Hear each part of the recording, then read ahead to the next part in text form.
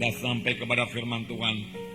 Hari ini kita akan melihat Kisah Rasul pasal 18 dan akan kita baca dari ayat 1 sampai 17. Ini mengenai pelayanan Paulus di Korintus. Korintus adalah kota di dalam jajahan Roma termasuk Eropa. Jadi kita melihat bagaimanakah Paulus melayani di Korintus yang masih asing kepada Paulus. Jadi Paulus tahu bahwasanya Roh Kudus menyertai dia dan dia maju terus mengabarkan Injil di Korintus walaupun dia telah mendapat banyak tekanan-tekanan di Athena. Sebab Paulus berangkat dari Athena menuju Korintus setelah dia melayani di Athena. Mari kita baca Kisah 18 ayat 1 sampai 17. Semua kita membaca. Saya membacakan satu ayat, kemudian saudara baca ayat berikutnya dengan suara yang jelas, terang dan kuat. Bukalah Alkitab saudara. Kita membaca semua dengan sungguh-sungguh dan dengan segenap hati. Karena firman Tuhan akan membawa berkat bagi kita. Dan kita mau Roh Kudus memberikan pengertian kepada kita. Mari kita mulai. Kisah Para Rasul pasal 18 ayat 1. Kemudian Paulus meninggalkan Athena, lalu pergi ke Korintus.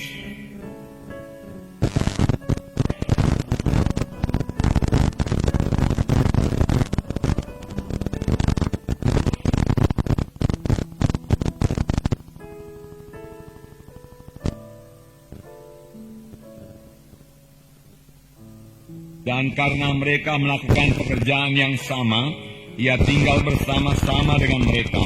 Mereka bekerja bersama-sama karena mereka sama-sama tukang kemah.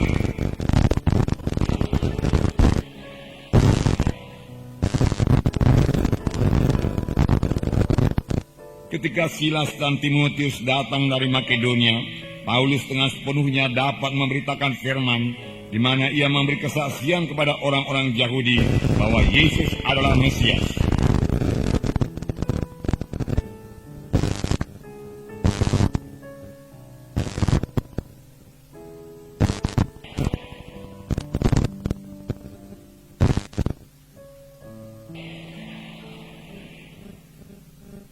Maka keluarlah ia dari situ, lalu datang ke rumah seorang bernama Titius Justus, yang beribadah kepada Allah, yang rumahnya berdampingan dengan rumah ibadat.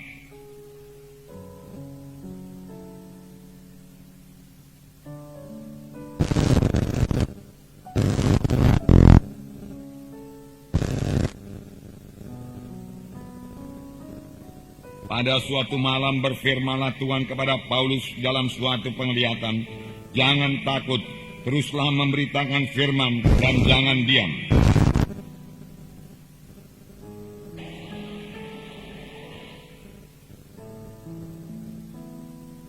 Maka tinggallah Paulus itu selama 1 tahun 6 bulan, dan ia mengajarkan firman Allah di tengah-tengah mereka.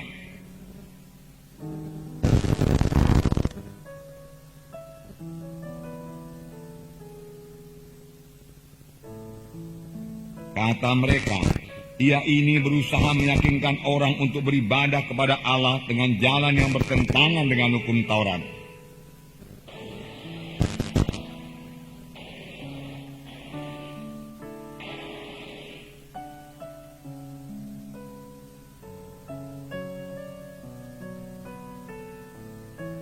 Tetapi kalau hal itu adalah perselisihan tentang perkataan atau nama atau hukum yang berlaku di antara kamu, maka hendaklah kamu sendiri mengurusnya, karena aku tidak rela menjadi hakim atas perkara yang demikian. Maka orang itu semua menyerbu Sostenes, kepala rumah ibadat, lalu memukulinya di depan pengadilan itu, tetapi Galio sama sekali tidak menghiraukan hal itu.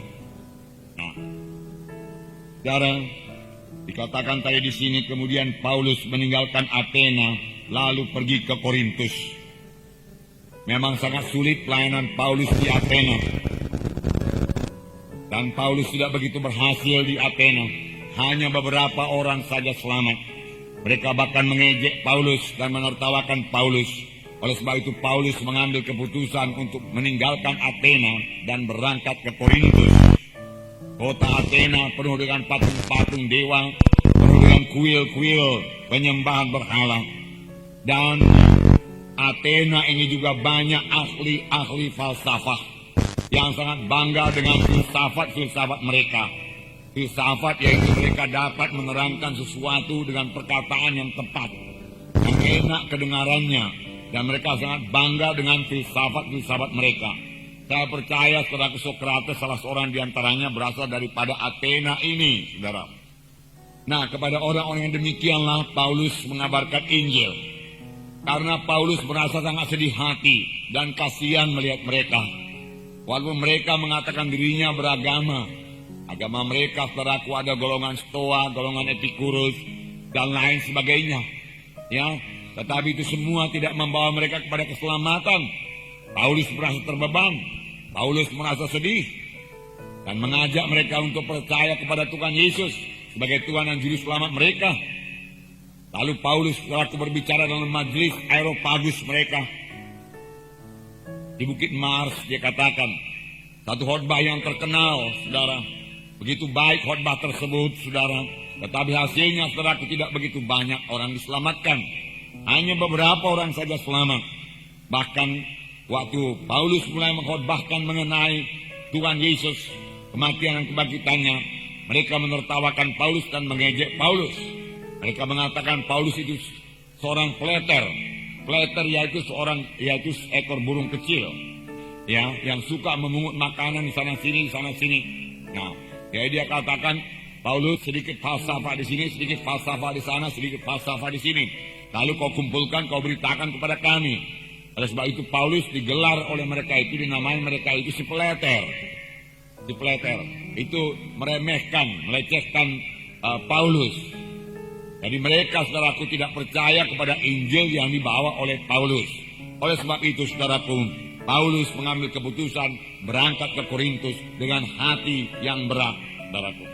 Dia tidak begitu berhasil di Athena, hatinya berat. Namun itu tidak membuat Paulus berhenti mengabarkan Injil. Dia diejek di Athena, tetapi dia meneruskan pelayanannya ke Korintus. Dia tidak mau kalah. Dan nanti kita baca bahwasanya sesampainya di Korintus dia sudah dalam keadaan lemah. Sampainya di Korintus dia sangat takut untuk gagal kembali. Dia khawatir dia gagal lagi. Dan itu membuat dia berserah dan bersandar sepenuhnya kepada Tuhan. Paulus waktu itu sendiri, saudaraku, ya, Timotius dan Silas belum datang, saudara. Jadi dia mengabarkan Injil pada mulanya seorang diri saja di Korintus. Padahal Korintus kota yang besar, kota perdagangan pada waktu itu. Penduduknya kira-kira 400.000 jiwa. Itu masuk kota yang besar, jajahan Roma di Eropa. Kota ini megah, saudara, kaya. Tetapi kota ini juga memiliki akhlak yang sangat rendah. Karena dipenuhi dengan percabulan dan perzinahan. Dan orang-orang tunasusila banyak di sana. Karena di sana ada kuil, di mana kuil Afrodit, ada Dewi Venus, dikatakan Dewi Cinta, di mana di sana disediakan, ya, wanita-wanita tunasusila, saudaraku, untuk menyembah Venus ini, saudaraku. Dan ini adalah satu perbuatan amoral yang sangat dibenci oleh Tuhan. Jadi nyatalah, saudaraku, di Korintus ini Paulus menghadapi tantangan yang sangat berat. Tetapi dia percayakan Injil Tuhan. Dia percaya Injil Tuhan bisa mengobatkan mereka. Dan Tuhan yang mengutus Paulus ke Korintus. Oleh sebab itu bagaimanapun jahatnya kota itu, bagaimanapun najisnya kota Korintus itu, bagaimanapun gelapnya kota Korintus itu, Paulus mengabarkan Injil Tuhan dengan bersandar penuh kepada kuasa Tuhan. Nah, apa yang diperbuat oleh Paulus di Korintus? Yang pertama, saudaraku, kita melihat Paulus mengabarkan Tuhan Yesus yang tersalib dan bangkit dari kematian. Itulah berita Paulus. Kelihatannya di Athena, beritanya tidak begitu ditekankan kepada Yesus yang mati, Yesus Juru Selamat, mati menebus dosamu. Dia disalib, bangkit pada hari yang ketiga. Di Athena dia tidak menekankan pemberitaan itu. Bahkan dia mulai saudaraku dengan dewa-dewa mereka. Tuhan yang tidak dikenal itu yang kuberitakan kepadamu. Tuhan itu bukan benda-benda, bukan buatan tangan manusia dan lain sebagainya. Begitulah dia mulai khotbahnya dengan panjang lebar. Memang indah khotbahnya saudaraku, tetapi tidak membawa hasil yang besar saudara. Bagaimana khotbah Paulus? Kemudian hari Paulus menulis surat kepada sidang Korintus yang memang sudah berdiri karena Paulus melayani dengan bersandar kepada kuasa Tuhan. Dia tidak lagi bersandar kepada kekuatannya, kepada hikmatnya, tidak bersandar sepenuh pada kuasa Tuhan. Maka sidang Korintus berdiri dan menerima surat kiriman yang pertama dari Rasul Paulus dalam 1 Korintus pasal 2 ayat 1 sampai 5. 1 Korintus pasal 2 ayat 1 sampai 5. Saya bacakan kepada saudara bagaimana Paulus melayani di Korintus. Ini pelajaran kepada kita. Karena kita semua harus melayani, amin saudara. Karena kita juga semua harus mengabarkan Injil Tuhan. Dan kelihatannya di Korintus ini Paulus sangat berhasil. Walaupun saudara budayanya lain, tetapi Paulus berhasil mengabarkan Injil di Korintus, sehingga sidang Tuhan berdiri di Korintus. Saya membacakan 1 Korintus pasal 2 ayat 1 sampai 5. Demikianlah pula ketika aku datang kepadamu saudara-saudara. Aku tidak datang dengan kata-kata indah atau dengan hikmat untuk menyampaikan kesaksian Allah kepada kamu. Sebab aku telah memutuskan untuk tidak mengetahui apa-apa di antara kamu selain Yesus Kristus, yaitu Dia yang disalibkan.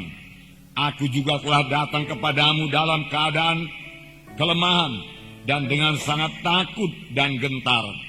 Baik perkataanku maupun pemberitaanku tidak kusampaikan dengan kata-kata hikmat yang meyakinkan, tetapi dengan keyakinan akan kekuatan roh, supaya iman kamu jangan bergantung kepada hikmat manusia, tapi pada kekuatan Allah.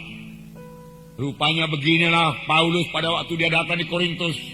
Boleh jadi kelihatannya dari luar saudaraku, dia dengan tegas memberitakan Injil Tuhan, tetapi Paulus mengakui dia dalam kelemahan, dia katakan dalam ketakutan yang amat sangat. Paulus berkata, rasul yang besar bisa ketakutan, saudaraku. Tetapi ketakutan Paulus ini membawa dia berserah dan bersandar sepenuhnya kepada Tuhan. Dia tidak mau gagal lagi sebagaimana dia gagal di Athena. Dia mau orang-orang di Korintus diselamatkan Tuhan. Dia bersandar sepenuhnya kepada Tuhan. Dia katakan, aku tidak memakai kata-kata indah. Aku tidak mau memakai kata-kata hikmat manusia. Tidak, itu kutinggalkan. Aku telah memakai kata-kata manusia, hikmat manusia, untuk mengimbangi ahli-ahli falsafah di Athena. Tapi hasilnya minim sekali. Jangan lupa saudara bahwasanya Paulus juga belajar falsafah dari Gamaliel, guru yang ternama. Tentunya dia bertolak daripada perkataan-perkataan itu untuk memberitakan Injil Kristus. Itu yang dibuatnya di Athena. Tetapi di Korintus dia mengubah segalanya. Aku tidak mau memakai perkataan-perkataan hikmat manusia. Aku pakai perkataan Tuhan yang hidup. Dia katakan, untuk menyampaikan kesaksian Allah kepada kamu. Dan aku pun sudah memutuskan tidak mau mengetahui apa-apa di dalam kamu. Aku hanya mau tahu apakah kamu sudah kenal Yesus apa tidak. Apakah kamu memiliki Yesus dalam hatimu apa tidak. Apakah kamu kenal Dia juru selamat itu yang telah datang ke dunia ini, anak Allah adanya, yang tidak pernah berdosa, yang lahir daripada perawan Maria. Kemudian Dia disalibkan, mati, dikuburkan, bangkit pada hari yang ketiga, Yesus hidup. Itulah yang akan ku ketahui di antara kamu, apakah kamu sudah mengenalnya atau tidak. Itu saja yang mau ku ketahui. Dan kalau kamu belum mengetahuinya, aku beritakan kepadamu, dia katakan. Paulus sangat sadar akan keterbatasan manusiawinya, akan keterbatasan pengertiannya secara manusia, sehingga dia dalam keadaan ketakutan. Sini dikatakan, aku telah datang kepadamu dalam kelemahan dan dengan sangat takut dan gentar. Paulus mengakui semua kelemahannya, tetapi dikatakan Baik perkataanku maupun pemberitaanku tidak kusampaikan dengan kata-kata hikmat yang meyakinkan, tetapi dengan keyakinan akan kekuatan roh. Sekarang ku tidak bersandar lagi kepada hikmatku, hikmat manusiawiku tidak, kepada kefasihan lidahku tidak lagi, dia katakan. Aku sekarang, dia katakan, bergantung kepada keyakinan akan kekuatan Roh Kudus, akan urapan Roh Kudus. Aku bergantung sepenuhnya kepada Roh Suci untuk mengabarkan Injil ini kepadamu, berita ini kepadamu, supaya iman kamu jangan bergantung kepada manusia, tetapi imanmu bergantung kepada kuasa Tuhan yang belum berubah itu, dia katakan. Nah, saudara yang kekasih dalam nama Yesus, Paulus berhasil, saudaraku. Dan Paulus kemudian mengatakan dalam 1 Korintus pasal 1 ayat 18. 1 Korintus 1 ayat 18. Saya membacakan kepada saudara. Mengapa dia tidak lagi memberitakan hikmat manusia? Di sini dikatakan, sebab pemberitaan tentang salib memang adalah kebodohan kepada mereka yang akan binasa. Tapi bagi kita yang selamatkan, pemberitaan itu adalah kekuatan Allah. Aku tidak mau memberitakan hikmat manusia. Aku memberitakan salib. Aku memberitakan Yesus yang tersalib. Yesus juru selamat yang mati mengangkat dosa manusia ini. Itulah yang kuberitakan, Paulus berkata. Dan orang dunia yang akan binasa mengatakan itu pemberitaan bodoh, pemberitaan yang ketinggalan zaman. Tetapi kepada orang yang mau percaya dan diselamatkan, itulah dia kuasa Allah. Kekuatan Allah yang menyelamatkan dia. Kuasa Allah yang menyucikan semua dosanya. Berita tentang salib membawa jiwa-jiwa itu lahir baru. Berita tentang salib membawa jiwa-jiwa kepada keselamatan, keampunan dosa, kekuatan Allah. Ya, saudara, dan Paulus berbicara bahwasanya hikmat dunia ini, bagaimanapun tingginya, sayangnya banyak penginjil memakai, saudaraku, hikmat dunia ini dalam penginjilan. Banyak penginjil, banyak hamba-hamba Tuhan, pendeta, doktor-doktor teologi, saudaraku, memasukkan ilmu-ilmu falsafah, saudaraku, dalam khotbahnya. Tidak heran gereja kehilangan kuasa. Kuasa itu terdapat dalam pemberitaan firman Tuhan yang hidup. Firman Tuhan juga berkata bahwasanya firman Tuhan itu hidup dan berkuasa. Bukan falsafah manusia yang berkuasa, bukan hikmat manusia yang berkuasa. Baguslah memiliki hikmat manusia, pengetahuan dunia ini bagus. Tapi itu tidak cukup membawa kita kepada keselamatan. Tidak cukup membawa kita kepada bebas daripada dosa, bebas daripada ikatan. Tidak cukup, tidak cukup. Saudara, dan Paulus mengatakan bahkan hikmat dunia ini kebodohan kepada Allah.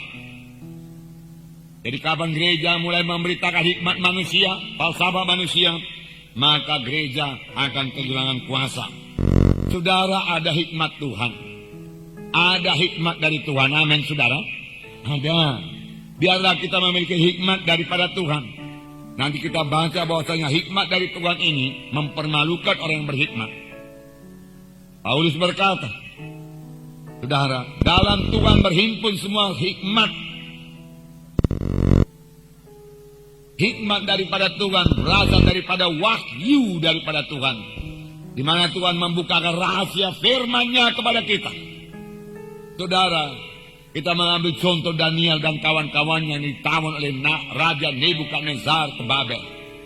Lalu mereka diajar, saudaraku, ilmu orang Babel. Daniel menguasai semua ilmu dan kepintaran orang Babel. Dan dia belajar. Tetapi setelah diuji oleh Raja, ternyata Daniel, Sadra, Mesa, Abednego didapati 10 kali lebih pintar daripada semua ahli-ahli jampi, orang-orang muda dalam kerajaan Nebukadnezar. Lalu Daniel beroleh kedudukan yang tinggi dalam kerajaan Nebukadnezar. Mengapa, saudaraku? Karena Daniel selain memiliki hikmat dunia ini yang diajarkan kepadanya, dia memiliki hikmat daripada Tuhan. Pada waktu, saudaraku, segala ahli jampi, pemimpi-pemimpi, saudaraku, orang-orang Babel, saudaraku, tidak bisa menafsirkan mimpi Raja Nebukadnezar, Daniel tampil, saudaraku, dan berkata bahwasanya Tuhanlah yang mengartikan, menafsirkan segala mimpi, dia katakan. Dan Tuhan memberikan hikmat yang luar biasa kepada Daniel. Dan dia menerangkan mimpi Raja Nebukadnezar yang masih berguna bagi kita sampai sekarang ini. Amin, saudara. Karena saya percaya sekarang ini adalah kerajaan daripada tanah liat dan besi yang tidak bisa bersatu, saudaraku. Nah, saudara, kemudian datang satu batu gunung yang besar yang akan melanda. Dia katakan patung tersebut hancur lebur semua. Inilah dia akhir zaman kedatangan Tuhan Yesus, saudaraku. Kaki daripada mimpi raja di muka dia terbuat daripada tanah liat. Tanah liat dan besi yang tidak bisa bersatu. Tanah liat dengan besi tidak bisa bersatu, saudaraku. Nah, saudaraku yang kasih dalam nama Yesus. Pada waktu, saudaraku, Daniel, karena Daniel ikannya Tuhan umur yang panjang. Dia ikut dalam pemerintahan orang Kasdim, saudaraku, media Persia. Didapati juga bahwasanya Daniel itu, saudaraku, lebih pintar jauh daripada semua ahli-ahli dalam kerajaan media Persia itu, saudaraku, yang dibawa Darius, saudaraku. Mengapa? Karena Daniel memiliki hikmat yang daripada Tuhan. Hikmat yang daripada Tuhan. Marilah saya bacakan kepada saudara. Bahwasanya dalam Tuhan Yesus, saudaraku, kita ini bisa berubah. Dalam 1 Korintus pasal 1. Ini juga masih mengenai orang Korintus. Ayat 26 sampai 29. Ya. Sini dikatakan bahwasanya orang Korintus berubah.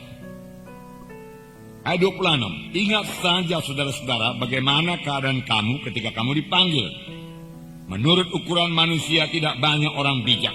Menurut ukuran manusia tidak banyak orang bijak. Tidak banyak orang yang berpengaruh. Tidak banyak orang yang terpandang. Puji Tuhan. Tuhan memanggil kita juga demikian ini, saudara.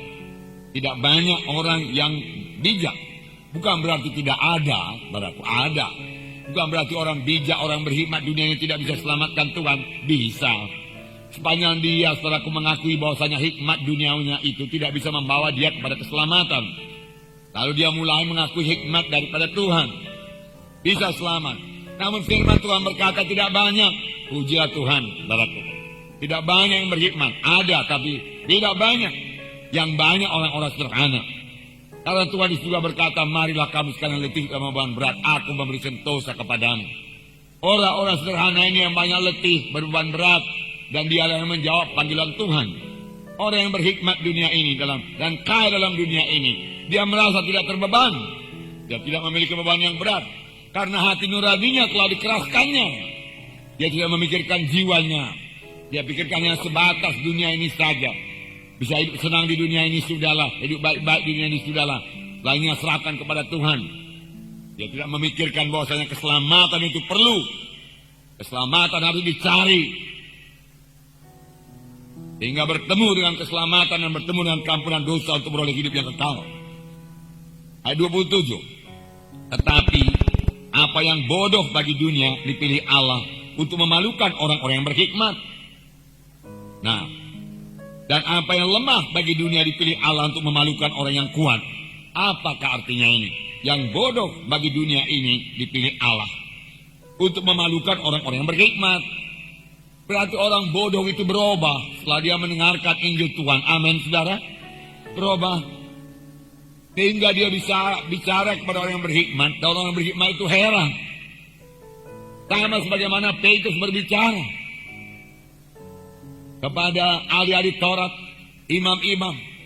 Dan itu heran, orang itu heran melihat bahwasanya Petrus bisa berbicara dengan jelas dan terang, dengan berhikmat, tidak bodoh lagi. Lalu mereka mengetahui bahwasanya Petrus itu pengikut Tuhan Yesus. Amin, saudara. Padahal sebenarnya dikatakan lebih dahulu Petrus penuh dengan Roh Kudus. Lalu mulai menjawab mereka. Rupanya hikmat Paulus itu datang daripada Roh Kudus. Amin, saudara. Memang anak-anak Tuhan yang dipenuhkan dengan Roh Kudus sungguh-sungguh beroleh hikmat Tuhan. Oleh sebab itu mari kita semua penuh dengan Roh Kudus supaya kita beroleh hikmat untuk berkata-kata dan boleh menyaksikan Injil Yesus pada orang-orang yang belum diselamatkan. Nah, kemudian dikatakan banyak apa yang lemah bagi dunia dipilih Allah untuk memalukan apa yang kuat. Nah, puji Tuhan, saudaraku. Saudara berkata, apakah ini berlaku bagi kelemahan badani? Saya percaya kelemahan badani pun ditolong oleh Tuhan. Tuhan mengkuatkan tubuh-tubuh kita yang fana ini. Roh Kudus menghidupkan tubuh kita ini. Sehingga kita yang lemah ini pun dikuatkan oleh Tuhan. Sehingga kita boleh mempermalukan orang yang kuat. Saudara, amin, saudara. Ya. Pada permulaan pelayanan ini, dalam pelayanan kami banyak orang sakit, terutama penyakit pada waktu penyakit TBC, orang yang sudah kurus, saudaraku, kurus kering, dan kami berangkat menginjil. Maunya saya ini, saudaraku, yang lemah-lemah begitu, yang sakit-sakit begitu, nggak usahlah ikut menginjil, sudahlah. Karena saya pikir jalan kaki nanti mereka tidak sanggup, kena hujan mereka tidak sanggup. Nyatanya mereka lebih kuat lagi daripada kami. Karena sudah disembuhkan Tuhan, mereka jalan terus, hujan pun jalan, pulang malam lagi. Saudara, tidak ada sesak napas. Saudara, mereka lebih kuat karena dalam kelemahannya mereka bersandar kepada Tuhan. Sama sebagaimana Paulus dalam kelemahan dan ketakutan itu membawa dia berserah kepada Tuhan. Dan Tuhan tidak pernah mempermalukan orang yang bersandar kepadanya. Amin, saudaraku. Pujilah Tuhan, saudaraku, puji Tuhan. Dan apa yang tidak terpandang dan yang hina bagi dunia dipilih Allah. Bahkan apa yang tidak berarti dipilih Allah untuk meniadakan yang berarti. Supaya jangan ada seorang manusia pun yang memegahkan diri di hadapan Allah. Jadi kalaupun sekarang Tuhan sudah memberikan hikmat pada saudara, muliakan Tuhan dengan hikmat yang saudara peroleh daripada Tuhan. Jangan ada seorang memegahkan diri di hadapan Allah. Semua datang daripada Tuhan. Ada di antara saudara yang sudah diberkati Tuhan, yang berkat materi. Dahulu tidak ada berkat demikian, sekarang sudah ada. Pujilah Tuhan, saudaraku, karena semua itu berasal daripada Tuhan, bukan karena kuat saudara, bukan karena gagah saudara. Biarlah tidak seorang memegahkan dirinya di hadapan Allah. Semua datang daripada Tuhan. Saudara sudah sehat, haleluya. Tanya Tuhan, untuk apa kesehatan saya ini? Tuhan, saya pakai Tuhan. Tuhan, biarlah ini semua bagimu Tuhan. Pujilah Tuhan. Nah, Korintus berubah karena pemberitaan Injil Tuhan. Dipilih Tuhan orang-orang sederhana, kemudian orang-orang sederhana ini berubah. Bahkan lebih daripada itu, keadaan orang Korintus yang parah seperti saya katakan tadi, di mana mereka menyembah berhala dalam percabulan, dalam hidup dalam kenajisan, berubah juga. Mari saya bacakan dalam 1 Korintus pasal 6 ayat 9. Inilah keadaan orang Korintus. Ayat 9. Karena Paulus berkata, dahulu banyak di antara kamu begini, tapi kamu sudah berubah. Amin. Kalau dahulu kalian kita seperti yang saya bacakan ini, mari berubah sungguh-sungguh. Dan jangan pernah kembali kepada hal yang lama. Jangan pikirkan hal yang lama lagi. Yang sudah-sudahlah, kuburkan semua. Amin, saudara. Oleh sebab itu saudara juga perlu dibaptiskan. Minggu depan ada baptisan. Sehingga kalau hidup kita yang lama itu ada dosa, bencian Tuhan yang mengikat manusia lama kita, kuburkanlah manusia lama itu dalam baptisan. Nah, saudara boleh memulai satu hidup yang baru dalam Tuhan. Itulah dia baptisan air. Oleh sebab itu jangan anggap, saudaraku, baptisan air sana upacara gereja saja. Itu mengubahkan saudara. 1 Korintus pasal 6 ayat 9. Atau tidak tahukah kamu bahwa orang-orang yang tidak adil tidak akan mendapat bagian dalam kerajaan Allah? Jangan lupa dalam ayat 11 saya bacakan sebentar. Dan beberapa orang di antara kamu demikianlah dahulu. Jadi saya bacakan lagi ayat 9. Atau tidak tahukah kamu bahwa orang-orang yang tidak adil tidak akan mendapat bagian dalam kerajaan Allah? Rupanya tidak adil, tidak mendapat bagian dalam kerajaan Allah. Mari adil. Amin, saudara. Nah, orang-orang yang tidak adil tidak akan mendapat bagian dalam kerajaan Allah. Kalau selama ini kita kurang adil, mari berubah jadi adil. Amin. Adil itu karakter Yesus, saudaraku. Ya. Jangan pertahankan ketidakadilan itu. Jadilah adil. Kemudian dikatakan, janganlah sesat. Orang cabul, penyembah berhala, orang berzina, banci, orang pemburit, pencuri, orang kikir, pemabuk, pemfitnah dan penipu tidak akan mendapat bagian dalam kerajaan Allah. Ayat 11. Dan beberapa orang di antara kamu demikianlah dahulu. Jadi dahulu orang-orang Korintus ini banyak yang ikut dalam percabulan, penyembahan berhala dan lain sebagainya. Tetapi kamu telah memberi dirimu disucikan. Kamu telah dikuduskan Tuhan Yesus Kristus dan dalam roh Allah kita. Amin. Rupanya sepanjang kita sadar dan mau melepaskan semua dosa-dosa yang jahat tersebut, Tuhan mau menyucikan kita dengan darah Yesus dan menjadikan kita ini kejadian yang baru di dalam Tuhan Yesus. Amin. Oh, bermegah dalam Tuhan, saudaraku. Dan biarlah kita sadari supaya kita sungguh-sungguh meninggalkan semua dosa. Bahwasanya orang-orang cabul tidak mewarisi kerajaan sorga. Orang penyembah berhala tidak mewarisi kerajaan sorga. Walau dia orang Kristen. Walau dia menyebut nama Yesus. Bukan orang yang menyebut nama Yesus masuk dalam kerajaan sorga. Hanya orang melakukan kehendak Bapakku di sorga. Tuhan berkata. Banyak orang mau mengikut Tuhan Yesus. Mengaku dirinya orang Kristen. Tetapi tidak mau meninggalkan dosanya. Dia mau hidup terus dalam dosa. Enggak bisa lah, saudaraku. Firman Tuhan berkata. Ya. Tidak akan mendapat bagian dalam kerajaan Allah kecuali dia bertobat sungguh-sungguh. Karena ini kehendak daging. Karena kalau kamu hidup menurut kehendak daging, kamu akan mati kelak. Banyak orang suka agama, suka dia peraturan-peraturan agama orang Kristen ini. Tepat, baik dia katakan. Tapi dia tidak suka kalau diajak hidup suci. Kalau diajak meninggalkan penyembahan berhala, dia nggak suka. Kalau diajak meninggalkan adat-adat penyembahan berhala, dia nggak suka.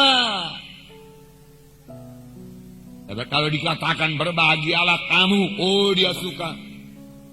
Katakan kamu bebas daripada kutuk dosa menerima berkat Abraham, dia suka.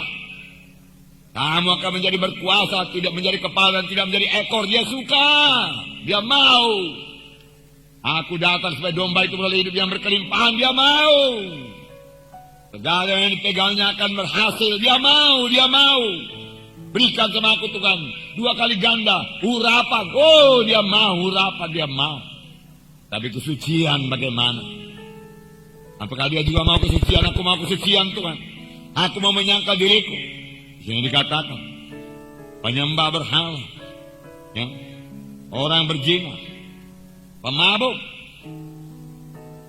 banci, pemburit, pencuri, orang kikir, pemabuk, pemfitnah, dan penipu.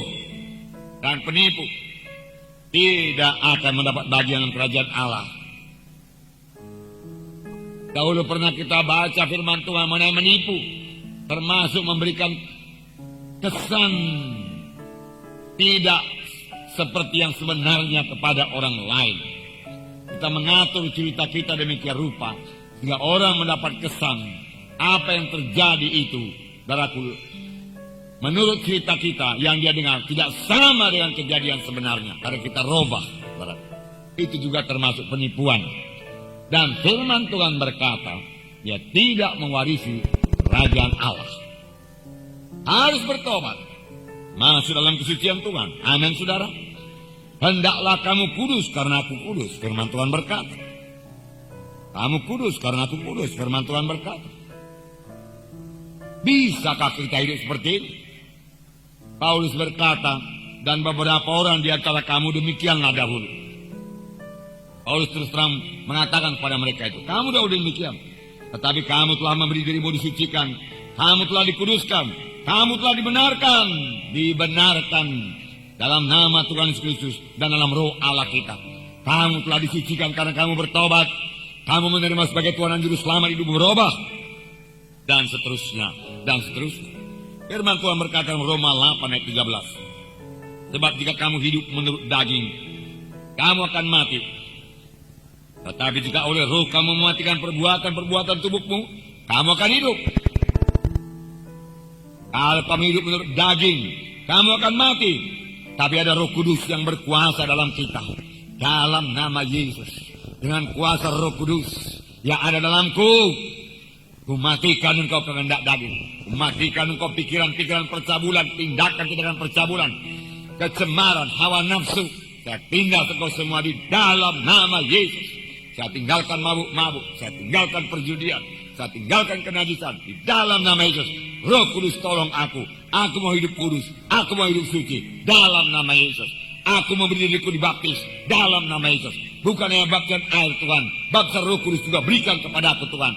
Aku mau dibaptis Tuhan. Kuserahkan diriku untuk dibaptis. Aku mau mulai hidup suci. Karena kalau aku terus hidup dalam semua perkara ini, walaupun aku ke gereja, walaupun aku KKS, aku tidak mau hidup yang kekal. Itu kebenaran, saudaraku.